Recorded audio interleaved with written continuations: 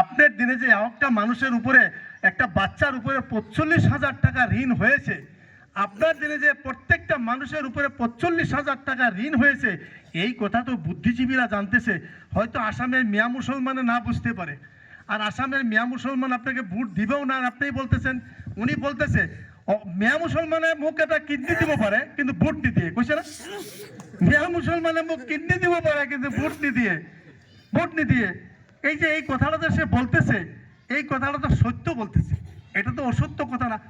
আজকে যদি AIUDF party না থাকতো, এই কংগ্রেসের বেল্টে রকির ছেলের মতন না, তার থেকে আরো কম দামি ছেলে একটাও যদি এখানে টিকিট নিয়ে আসতো, সে পাস না ভাই, সত্য কথা বল, পাস না। আর এই এআইইউডিএফ পার্টি আসার জন্যই আজকে আমিও আজকে দলে যোগদান করেছি, আরো মানুষ দলে যোগদান করেছে। এখন তো খেলা হবে না। এই সামাগরি সমষ্টিতে এত সহজে যাবে, রকির দাদাগিরি এত সহজ চলবে এখানে? আমি তো আহ্বান করি সে আসুক না এবার। আমারও যদি বদরুদ্দিন আজমল সাহেব এখানে টিকিট দিয়ে পাঠায়, ইনশাআল্লাহ। আমি তো গত 7 মাসেই আপনাদের অঞ্চলে, সমস্ত অঞ্চলে আমি কতবার গিয়েছি, তখন আমি ছিলাম ইন্ডিপেন্ডেন্ট। সত্য না? সত্য কথা বলেন। আমি আপনাদের কাছে ক্যানভাস করেছিলাম যে আমি ইন্ডিপেন্ডেন্ট, আগামী দিন অ্যাসেম্বলিতে কন্টেস্ট করব। আর এখন একটা দল, যে দলের একটা নেতা 3 বার পার্লামেন্টে গিয়েছেন, ভালোভাবে বক্তব্য রাখতে পারেন, হিন্দিতে বলেন, উর্দুতে বলেন।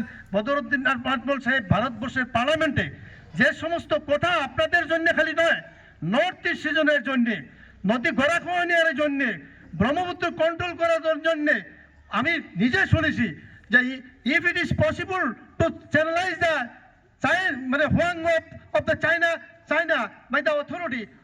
আর কেন ব্রহ্মপুত্র উপত্যকা ইন্ডিয়ান অথরিটি দ্বারা চ্যানেলাইজ করা যায় না? ব্রহ্মপুত্র সম্পর্কে উনি ভালো বক্তব্য রেখেছে।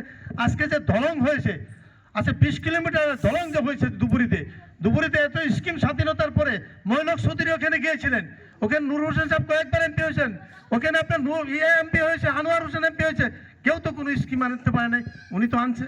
তবে যাই হোক, কথা হলো